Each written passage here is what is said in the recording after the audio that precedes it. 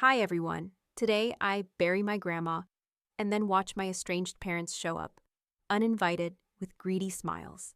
So begins the weirdest day of my life. But before I take you into all that, let me introduce myself. My name's Camille, and I'm 22 years old. I just finished college a few months ago, and I'm currently working part-time at a bookstore downtown, just enough to afford a shoebox apartment and way too much coffee. I've been on my own for a while now, but I was never truly alone. My grandma raised me when my parents walked out of my life. Everything I am, everything I've survived, that's because of her. So before you listen, take a moment to like the video and subscribe, but only if you genuinely enjoy what I do here. Where are you watching from today? Drop your location in the comments. Now, let's ease into the story together. It's gray outside, not the poetic kind of gray, just wet, muddy, and stubborn. The cemetery grass sticks to my shoes, and I can already feel the back of my black dress clinging to my legs with every movement. I'm standing there, stiff and cold, gripping a small bouquet of lilies. They're wilting faster than expected, kind of like my patience. The priest is talking, his voice solemn and distant, like a forgotten radio playing in another room. But my mind's not with the sermon. It's stuck on the woman we just lowered into the ground, my grandmother, my anchor, my person. And then I see them. From the corner of my eye, just past the rows of people who actually knew her, stroll in my parents. Late, loud, smiling like they're posing for a commercial about how to fake grief. I haven't seen them in over a decade. I stopped counting at some point. Because what's the point of keeping time when someone treats you like an afterthought? They don't make eye contact with me, of course not. But they don't need to. My heart is already pounding. My chest tightens, my jaw clenches. What are they doing here? They left me when I was 6. No dramatic fight, no long goodbye, just a short conversation that ended with, "You'll be better off here," and the door clicking shut behind them. Grandma never badmouthed them, not once, but she didn't need to. Her silence was louder than any lecture. She just took me in, bought a second-hand bunk bed she didn't need, registered me in the neighborhood school, learned how to braid my hair despite her arthritis. She didn't talk about money either, but I noticed things, like how she'd work a part-time job even when she was past retirement age, or how she never bought anything new for herself unless it was on clearance. I grew up knowing love through the way she remembered I hated cilantro, through the way she hand-stitched my Halloween costumes, through how she clapped the loudest when I won a school spelling bee. She was everything my parents weren't, present. And now she's gone, and they're here. Their presence is throwing off the entire rhythm of the service. People glance over, confused, some even whispering. I don't blame them, my parents aren't exactly subtle. My mother's wearing heels far too tall for a cemetery lawn, and my father's cologne is so strong I can smell it even over the wet earth. When the ceremony ends, I walk away quickly. I don't want to talk. Don't want to cry in front of them. I just want to sit somewhere and breathe. But fate, she's got jokes. Because right as I'm about to escape to the parking lot, a voice stops me. Sweetheart. I freeze. That word hasn't meant anything to me in years, not when it comes from her. Sweetheart, my mother repeats, stepping forward like she's walking onto a movie set. She's smiling again, lipstick perfect, eyes wide. That practiced look that once fooled strangers in grocery stores, but never me. You've grown so much, she says, reaching for my arm. I step back. My father tries a chuckle. You look just like your grandma. I look at them, really look, and for the first time, I realize just how little they've changed. Still polished, still pretending, still strangers. What are you doing here, I ask, my voice cold enough to fog glass. We came to pay our respects, my mother says quickly, too quickly. To the woman you abandoned me with, I don't yell. I just let it hang there, heavy and true.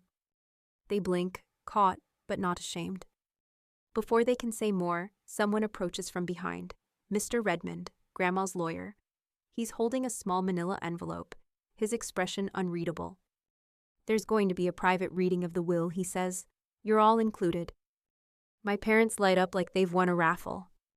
And suddenly I understand. They didn't come for her. They came for her money. When I was 6, I remember standing by the window for hours after they left. I kept thinking they'd come back, that maybe they'd just forgotten something and would walk back in, laughing, arms open. They never did. Grandma didn't say much that day. She just handed me a warm mug of cocoa and sat next to me in silence. That silence became the foundation of everything she built for me after: safe, steady, unconditional. She lived in a modest house with creaky floorboards and a garden that bloomed in colors she could never name properly, always calling the violets blues and the marigolds sunny things. But it was home, my home. And over the years, it became obvious to me that she'd sacrificed more than I could ever repay. She never remarried, never traveled.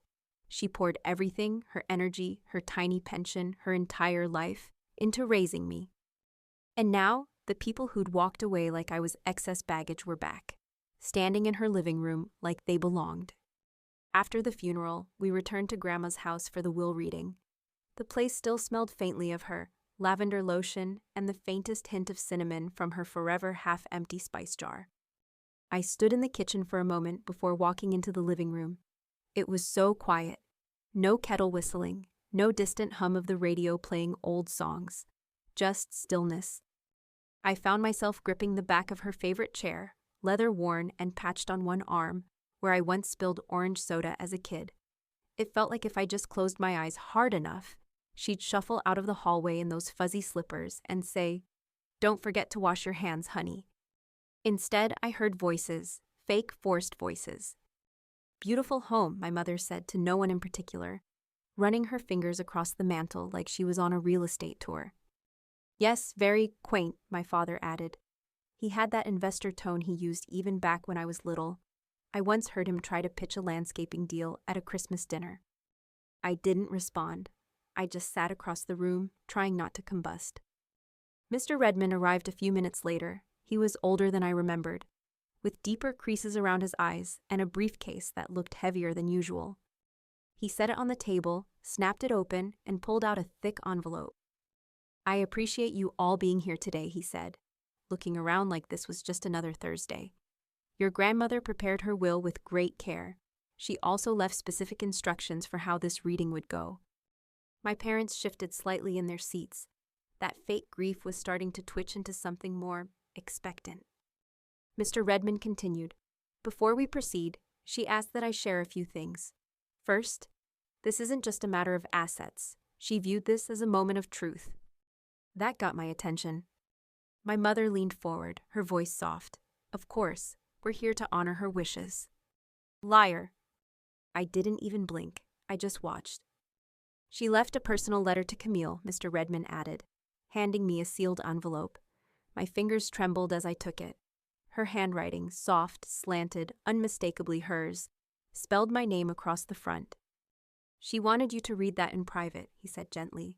"But for the rest, well, let's begin." He pulled out a typed document and began to read. "To my beloved granddaughter Camille," he began. "You have been the light of my life, the joy I never expected but always cherished. Every choice I've made these past 16 years has been with you in mind." I could already feel my throat tighten. "She deserves that," my mother whispered to my father, "but let's not forget what's fair." "Fair?" They wanted fair? Mr. Redmond continued, outlining small bequests, a few heirlooms for extended family, a donation to her church, and even a scholarship fund in her name.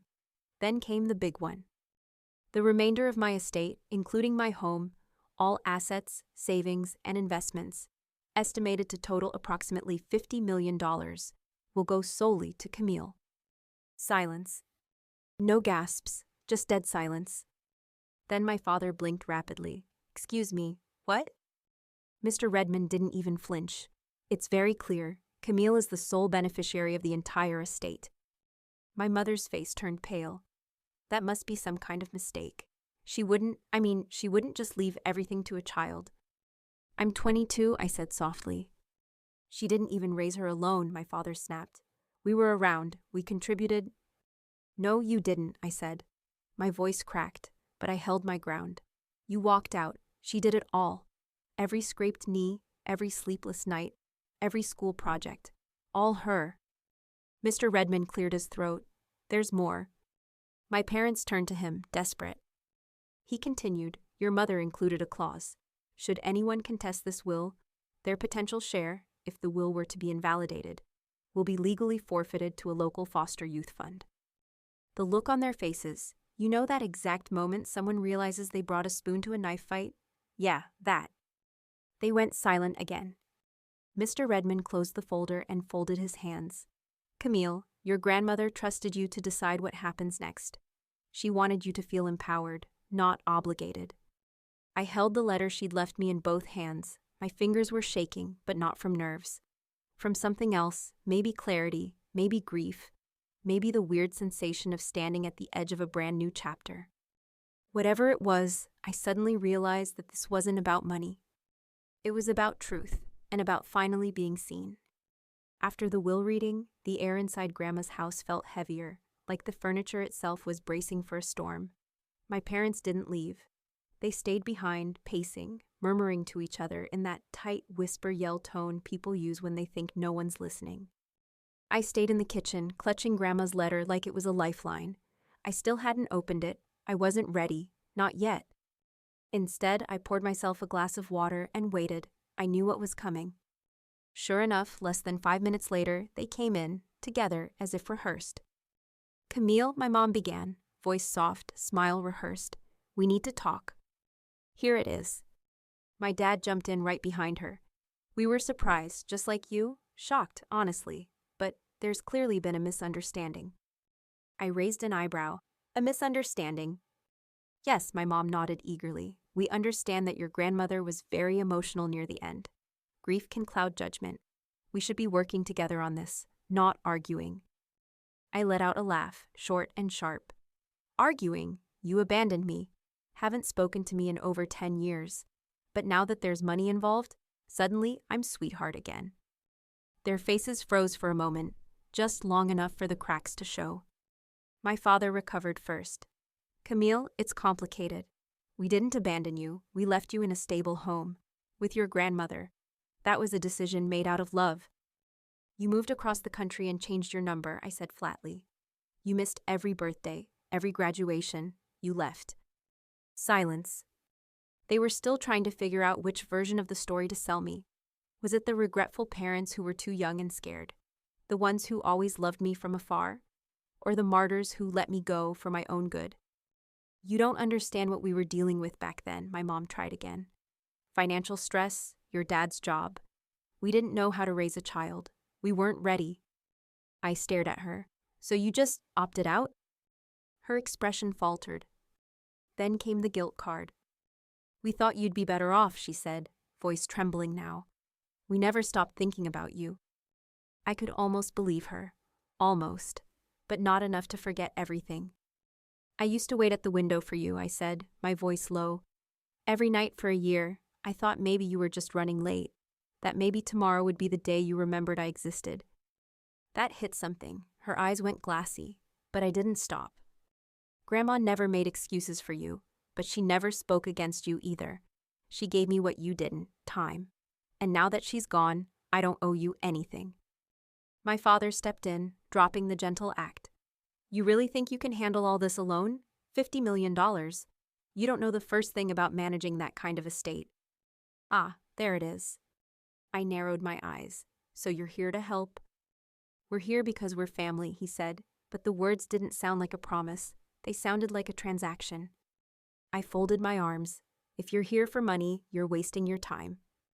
You can't seriously think you deserve all of it, my mom said suddenly, venom slipping through her teeth now. She was our mother too. Right, I said, and you showed up for her just in time, for the payout. They looked like they'd been slapped. For a second, no one spoke. And then Mr. Redmond appeared in the doorway, clearing his throat. Camille, I'll be in my office if you need anything else. I'll give you some space. I nodded, grateful. My parents looked between themselves and then back at me. This isn't over, my dad said quietly. Good, I replied. Neither am I. They left soon after that. No hugs, no goodbyes. Just the soft click of the door closing behind them, again.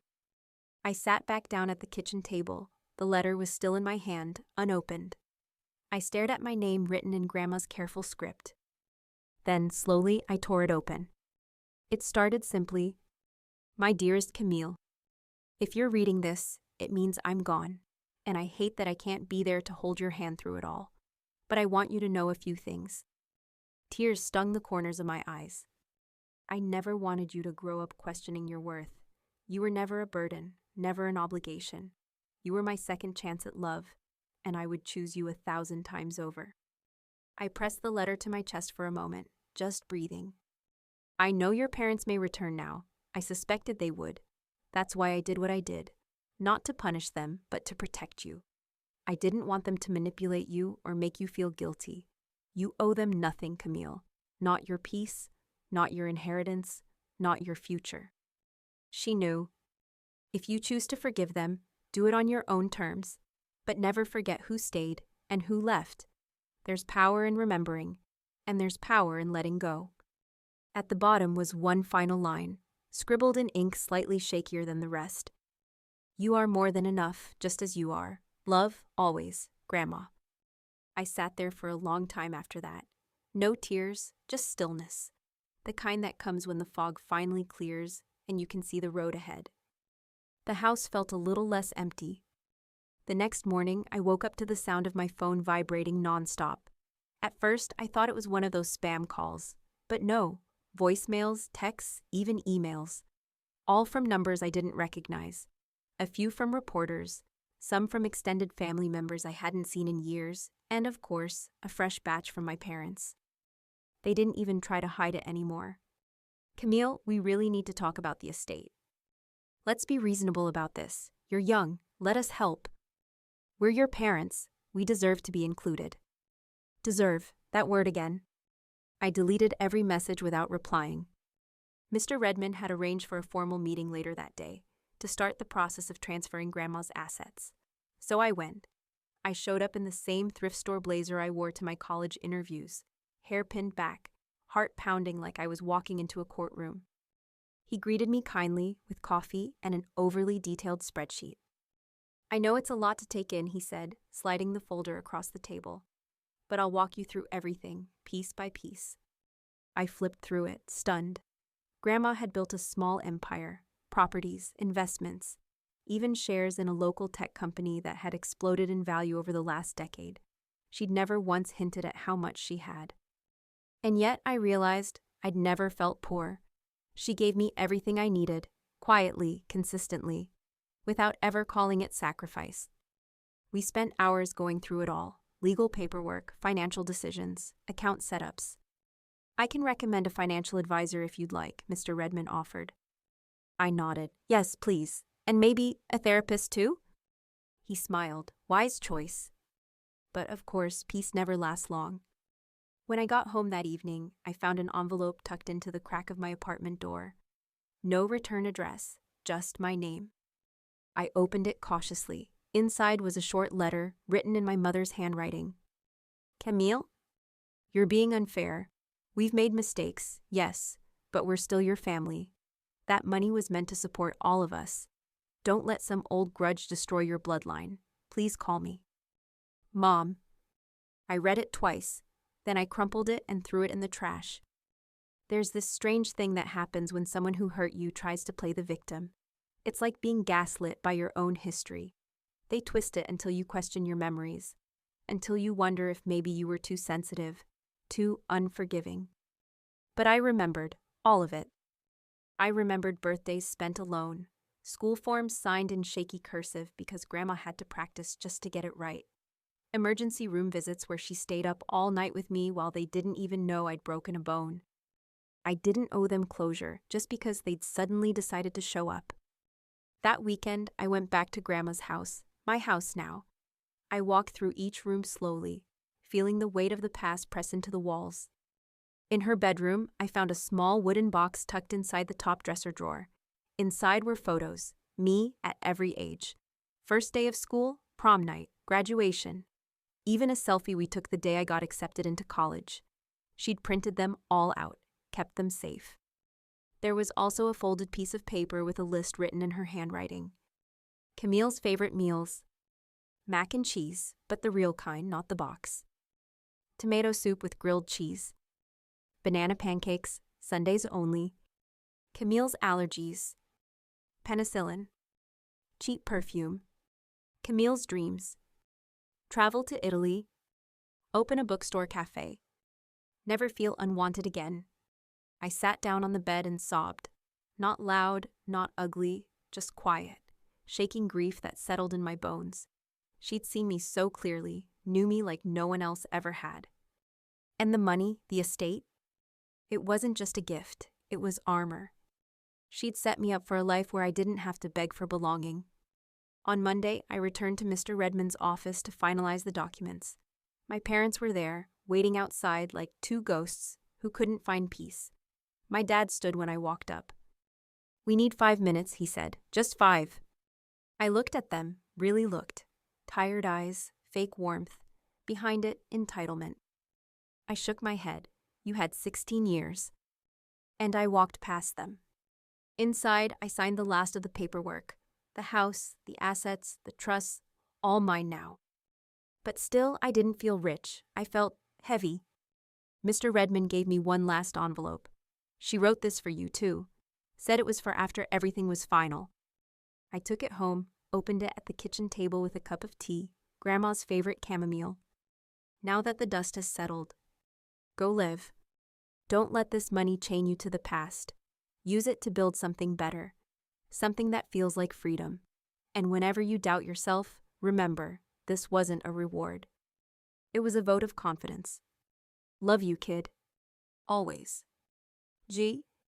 This time, the tears came without pain. I folded the letter and tucked it into my journal.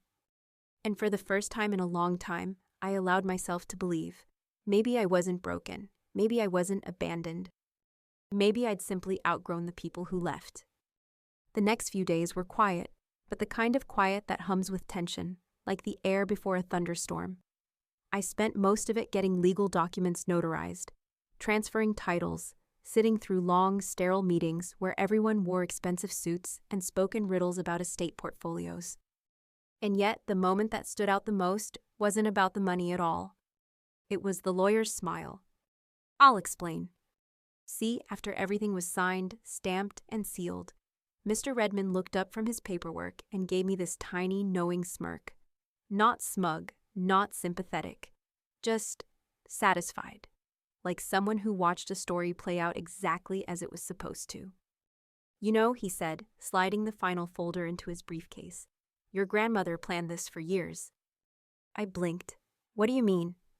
He leaned back slightly in his chair. "She started restructuring her will the moment your parents contacted her again." "Wait, what?" "She never told me," I said quietly. "She didn't want to worry you," he replied.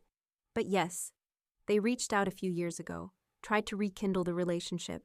She suspected it wasn't genuine, so she took precautions." "Of course she did." The smile faded into something softer. "She spent more time on this than I've seen most billionaires spend on their legacies. Not because she didn't trust you, but because she knew how quickly money makes people forget love." I stared at the polished conference table, the reflection of the overhead lights shimmering like ghostly versions of everyone who'd tried to take a piece of her. He added, "She even arranged for the trust fund to be staggered, just in case you wanted to grow it, invest, build something, start fresh. She left it open-ended on purpose." It was the first time I realized this wasn't just an inheritance, it was a blueprint. When I got home, I opened the envelope again. The letter inside had a line I'd overlooked the first time. "Camille, this isn't about punishment. It's about protection and faith. I believe you'll know what to do." And just like that, the weight began to shift. Not disappear, but lighten. Still, as if summoned by the shift, my phone buzzed again. My mother, this time via email. She'd gotten smarter, less emotional, more tactical. "We think a small percentage, say 20%, would be reasonable for your father and me. It's only fair. We can draw up an agreement if you're willing to negotiate privately. We don't want this to get ugly." There it was, the threat disguised as diplomacy, the guilt veiled as logic. I stared at the screen and for a split second felt the tiniest flicker of hesitation. Was I being cruel? But then I remembered that little girl by the window, clutching her backpack, wondering why no one came to pick her up from school. The one who learned how to braid her own hair because no one else would. No, I wasn't cruel. I was just done. So I replied, "There will be no negotiation. The terms of the will are final. Please stop contacting me. If you continue, I'll pursue legal boundaries." I hit send, blocked the number, closed the laptop, and for the first time, truly exhaled. That night, I went to bed without checking my phone. No scroll, no worry. Just a warm cup of tea and Grandma's sweater draped across my shoulders like armor. But peace is never uninterrupted. The next morning, a package arrived at my doorstep. Inside, a photo album, my baby pictures, the few I hadn't seen in years. There was a note, handwritten in small, hesitant letters. "I don't expect forgiveness, but I thought you should have these. Maybe one day we can talk.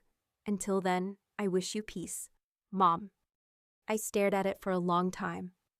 The truth is, I didn't know how to feel. I wasn't angry, not exactly, not anymore. But I also didn't feel warmth. I felt distance, the kind of distance that doesn't hurt, it just is. I tucked the album onto my shelf, not out of sight, but not front and center either. A footnote in a life I was finally ready to live. Later that week, I returned to Grandma's house again. My house, I keep reminding myself. I walked through the sunroom she loved, ran my fingers across the piano keys she could never play but kept just in case, and finally settled on the back porch with my journal. And I made a list, just like hers. Things I want to do. Travel alone at least once. Learn to bake without burning everything. Volunteer at a shelter.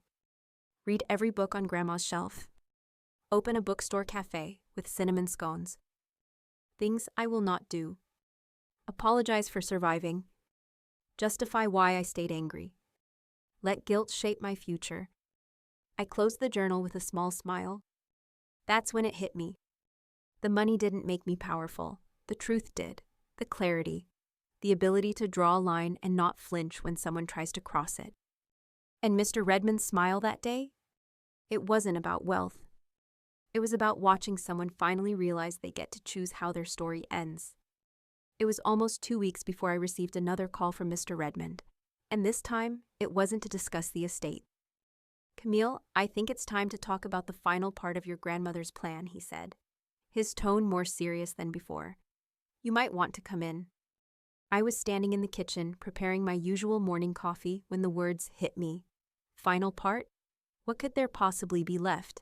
I already had everything from Grandma's estate, her will, the properties, the investments. The only thing left was, what? I didn't waste any time. I threw on a jacket and rushed over to the office, my heart racing with curiosity.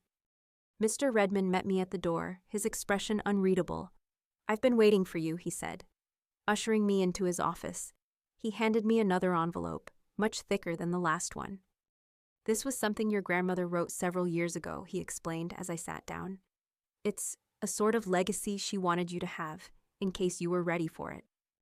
I stared at the envelope. The weight of it felt different from the legal documents, more like something personal, something that belonged to only me. Without saying anything further, I opened it. Inside was another letter, but this one wasn't just a few lines or a note. It was an essay of sorts, written by Grandma herself, addressing me directly. "Camille, I know by now you've probably wondered about all of this, the money, the house, the trust fund. You've been strong, but I think it's time you know something that I've always hoped you'd understand. I don't want you to have everything I've left you just because I'm gone. I want you to have it because I believe in you. You have the power to make things better, to change your life however you want. This isn't a reward for doing everything right. It's a chance to grow, to take what I've built and use it for something more. If you want to be successful, don't chase money, chase purpose. And if you want to make the most of this, Camille, open the damn bookstore cafe. You've always dreamed of it, and I know it's your calling. But do it for you, don't do it for anyone else's approval. And when you're ready, start fresh. I'm proud of you, always will be. Grandma." I sat back in the chair, reading the letter again, trying to process her words. This wasn't about the house or the cars or even the money itself. It was about making a choice that mattered, about creating something real with the resources I had, something that would define me. I hadn't known it then, but this was the final nudge I needed. Grandma had seen me, the real me, before I could even fully see myself. She knew that deep down, I wasn't just a kid in a broken family, struggling to find her place. I was capable of more. She saw my potential before I could accept it myself. A bookstore cafe. It wasn't just a dream, it was a calling, one that I was now ready to answer. I didn't know where to start or how, but I felt that familiar sense of direction once again. Like that day back in high school when I first realized I was going to be okay despite everything that happened at home. It was the first time I didn't feel like I had to prove myself to anyone. Not to my parents, not to anyone who had ever let me down. I just had to prove it to myself. But before I could say anything, Mr. Redmond spoke again. I also need to inform you that a part of your grandmother's estate is being allocated for the bookstore cafe project. She set aside funds specifically for that, but only if you agree to take on the responsibility. His eyes locked onto mine, his voice serious. This is your decision, Camille. We can set it up immediately, or you can walk away from it. I didn't hesitate. I'm in, I said, feeling my words take on new meaning. His expression softened. I thought you might say that. It's a big step, but I've no doubt you'll make it work. Leaving his office, I felt an unexpected surge of excitement. The estate was no longer about family drama or guilt. It wasn't about inheritance. It was about me finally claiming what was mine. I spent the next few weeks scouting locations, meeting with potential contractors, and designing the space. I pored over every detail, from the cozy ambiance to the perfect blend of coffee beans. But there was one thing I made absolutely sure of. It would be a place where people could come, not just for the coffee or the books, but to feel something, a space to relax, to reconnect with themselves, to escape. A few months later, after a lot of sleepless nights, coffee-fueled brainstorming sessions, and unexpected setbacks, I finally opened the doors to the bookstore cafe. I'll admit, it wasn't perfect at first. There were mistakes, hiccups, and plenty of awkward moments. But it was mine. Every step I took felt like a step towards something greater, and it felt right. And then, just as I was starting to feel like I was finally finding my rhythm, something remarkable happened. One of the first customers who walked in was an older woman. She was reading a book when she sat down, and without saying much, ordered a cup of coffee. I'd seen her around town before. She was a regular at the farmer's market and the little library downtown. But it wasn't until she came up to pay that I recognized her. I remember you, she said, with a smile, handing me her card. I used to see you helping your grandmother around here. She always said you'd do something amazing with your life. She was right, you know. It took everything in me not to cry. For the first time in a long time, I didn't feel alone. I felt seen. And it wasn't just because of Grandma's legacy.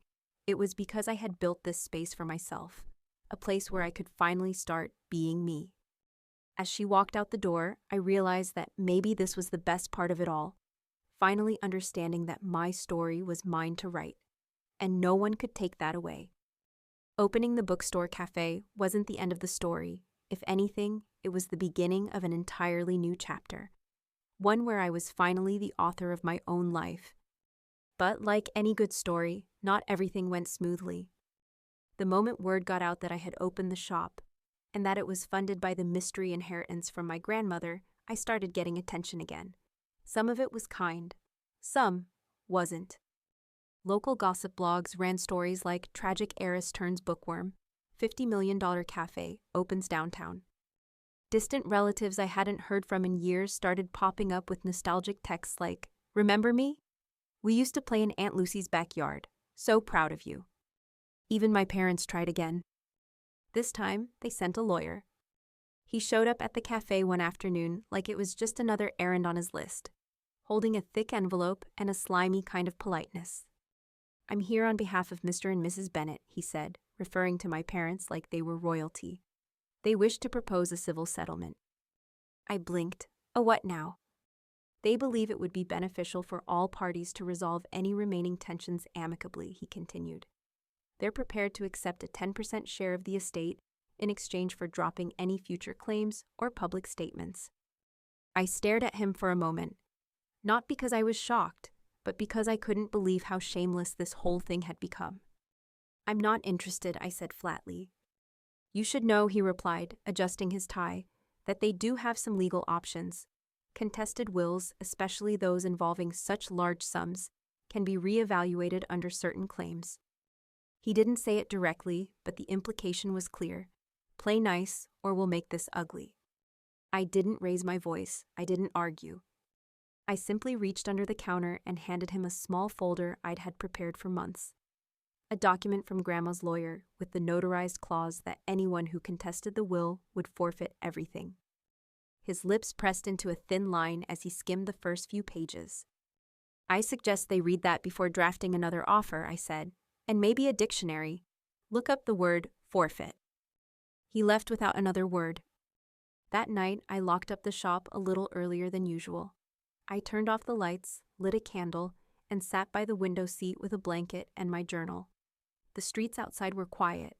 The cafe smelled like vanilla and old books. And for the first time in days, I felt the kind of peace you don't need to earn. It just settles into your bones and stays there. But peace, like always, is a fragile thing. A few days later, my phone buzzed with an alert, a social media post from my mother. Just a photo, an old one of me and her, probably from when I was 2. The caption read, "No matter how old she gets, she'll always be my baby girl. I just hope she remembers who loved her first." I don't know why that hurt more than any letter or legal threat. Maybe because it wasn't meant for me. It was meant for everyone else. A performance. A PR campaign disguised as maternal longing. But I didn't respond. I didn't repost. I didn't call. Instead, I printed out the post, folded it carefully, and tucked it into a box labeled "Closure." Not to forget it, but to acknowledge it. File it away like a chapter that no longer serves the story. That weekend, something beautiful happened.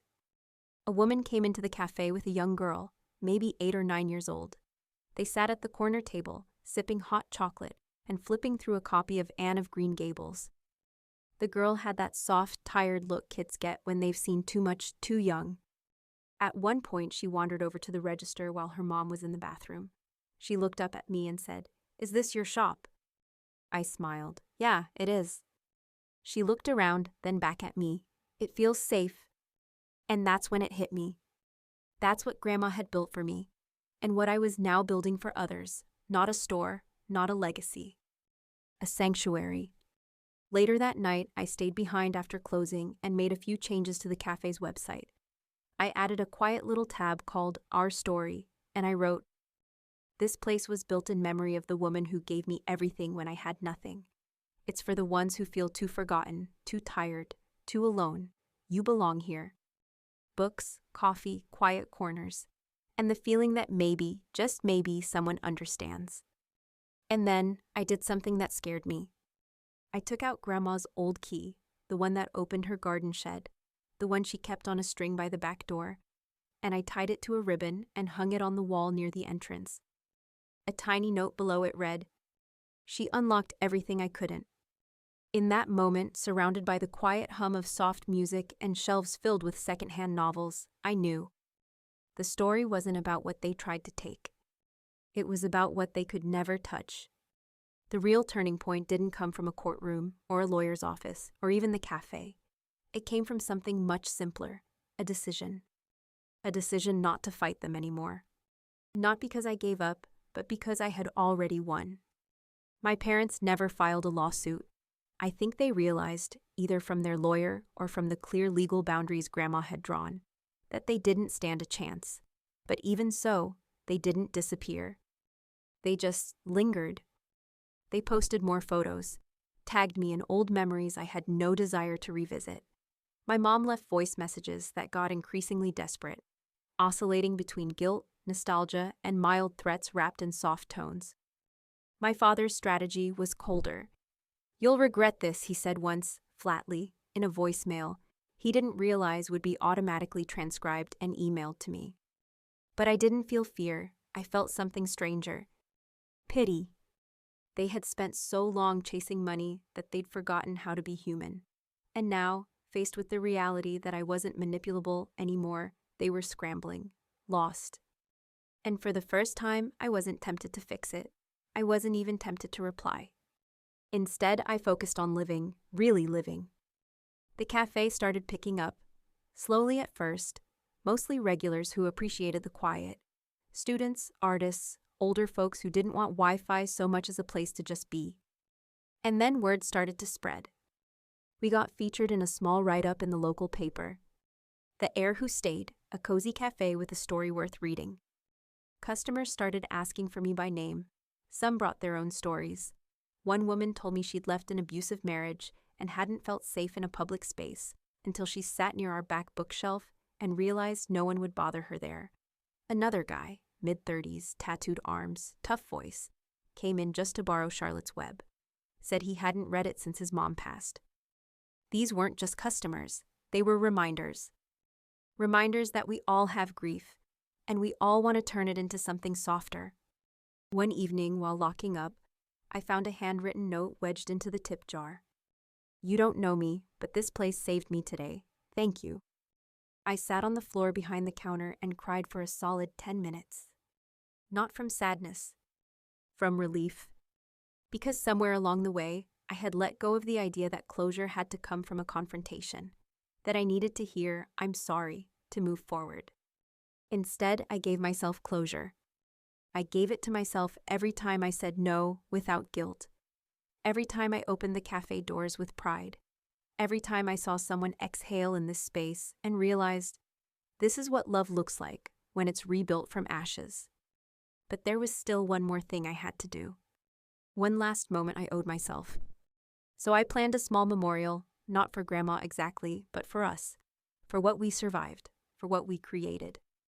I invited a few friends, some regulars, even Mr. Redmond. We didn't make it a big event, just candles, warm drinks, and an open mic where anyone could read a favorite passage or memory of someone they'd lost. I went last. I stood up in front of the shelves she'd helped me build, literally and figuratively, and I read from her final letter. If you choose to forgive them, do it on your own terms, but never forget who stayed and who left. There's power in remembering, and there's power in letting go. My voice shook a little, but I kept reading. Use this life to build something beautiful, not just for yourself, but for others. That's what makes all of this worth it. When I looked up, the room was silent, not heavy, just present, listening. I set the letter down, smiled, and said, "She didn't just leave me money. She left me a second chance, and I'm finally starting to understand what to do with it." Afterward, someone asked me if I'd ever consider reaching out to my parents again. I said, maybe, but they'd have to show up as people, not as claimants. And I meant it. A few months later, I got another envelope, this time from a lawyer, but it wasn't from my parents. It was from the foster youth fund Grandma had mentioned in her will. The note inside thanked me. Apparently, my parents had tried to contest the will quietly, and when they lost, that clause triggered. All potential fallback assets went directly to the fund, over $2 million. That was her final play, her final smile. She knew. I donated another $100,000 myself, not for revenge, just to make her proud. Later that night, I lit a candle on the windowsill of the cafe, opened a worn copy of Little Women, and let myself feel the quiet joy of knowing. They thought they could win with money. But love had already won. It's funny how quickly life can change once you stop holding on to people who are only holding you back. After everything, the will, the threats, the silence, and the tears, what stayed with me most wasn't the drama. It was the small, quiet ways people showed up. Not the family I was born into, but the one I built. There was Tessa, one of my college friends, who started coming by the cafe every Sunday to help me sort through old book donations. She never asked for anything in return. She just said, "This place feels like a hug. I want to be part of that." There was Elijah, the retired English teacher who brought in his chessboard and taught anyone who wanted to learn, including me. He reminded me so much of Grandma's calm presence that I sometimes caught myself watching him just to feel close to her again. And then there was Nia, my barista, and now best friend. She was loud, funny, and had the gift of making strangers laugh even on their worst days. She was the first person to tell me, "Camille, you don't have to earn rest. You deserve it already." I started to believe her. The cafe became more than a business. It became a heartbeat in the neighborhood. We held open mic nights, free tutoring sessions for kids, and even hosted a local author talk once a month. People came for the coffee but stayed for the comfort. Still, there were days when I thought of my parents, not with anger, not even sadness, just curiosity. Did they regret anything? Did they look at that empty space in their lives and realize what they'd lost? Not the money, but me. I'd probably never know, and surprisingly, I was okay with that. Because healing doesn't always come with neat endings or dramatic reunions. Sometimes, healing looks like waking up in the morning and realizing your chest doesn't feel heavy anymore, or standing at the register while a little girl points to a cookie jar and realizing you're exactly where you're supposed to be. And then came the letter. Not from my parents, from someone else. It arrived in a small cream-colored envelope with careful handwriting I didn't recognize. Dear Camille, you don't know me, but I knew your grandmother. I was one of the girls she mentored through the shelter's after-school program in the early 2000s. Back then, I was angry, alone, and scared. She sat with me during some of the darkest times of my life and told me something I've never forgotten. Even broken branches can bloom again. I just wanted you to know, your kindness, your cafe, your story, it's keeping that promise alive. Thank you. With love, Andrea. I held that letter for a long time. Because that was it. That was the legacy. Not the house, not the money. The ripple, the lives Grandma touched, the ones I was now touching. The love passed down like an heirloom, stitched into the seams of everything I was creating. That weekend, I held a small gathering in the garden behind the cafe. Nothing fancy, just fairy lights, acoustic music, and mismatched chairs. Everyone was invited. Neighbors, friends, regulars, new faces. And as I looked around that night at the soft laughter and shared stories and warm mugs in trembling hands, I realized something simple but powerful. I wasn't alone anymore. I never really had been, not in the ways that mattered. Yes, I'd been abandoned. Yes, I'd been hurt. But I'd also been chosen by a woman who gave me her last good years and built me a foundation strong enough to carry more than just myself. She'd given me the tools. And now I was building something beautiful. I visit her grave on a quiet Tuesday morning. The air is cool, crisp, the kind of stillness that makes the birds sound louder, the wind feels softer.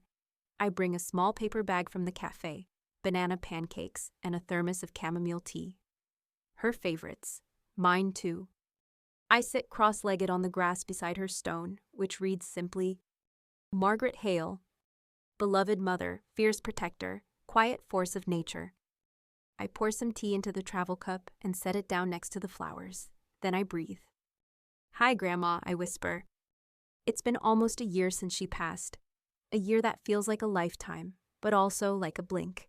I tell her about the cafe, how we finally got the permits for the outdoor seating, how we had our first poetry slam night, and how some kid accidentally spilled hot chocolate on the new rug and apologized with a handmade drawing of a cat reading Harry Potter. She'd love that. I tell her about the letter from Andrea, about the little girl who said the cafe felt safe, about the scholarship fund we set up in her name for foster kids who want to study literature. I tell her about the moments I still miss her, when I walk into the house and expect to hear her humming, or when I try to cook her chicken pot pie and somehow always mess up the crust. About the days when I wonder if she'd be proud, and the nights I already know she would be. I sit in silence for a while, sipping the tea. Then I reach into my coat pocket and pull out the last letter she wrote me, the one I've read more times than I can count. It's folded and a little soft around the edges now, like something worn into comfort by memory.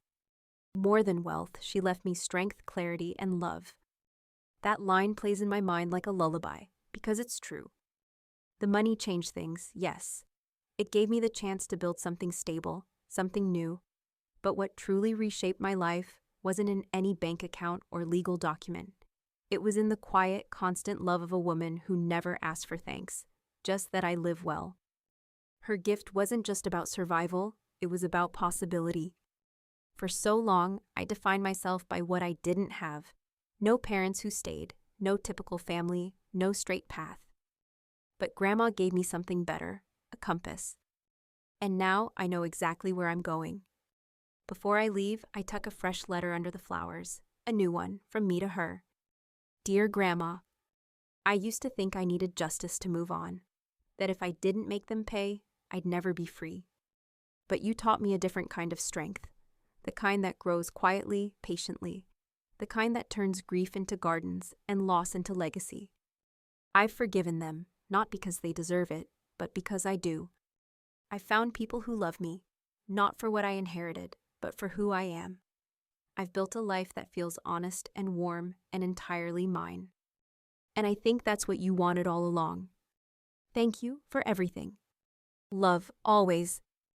Camille. I stand, brush the grass from my coat, and look at the sky. It's that soft, pale blue Grandma used to call healing weather. She wasn't wrong. As I walk back to the car, I feel something lift, not all at once, just enough. And hey, if you've ever had someone walk out of your life, only to show up when it was convenient again, I'd love to hear your story too. Drop it in the comments. I'll be there, reading with you,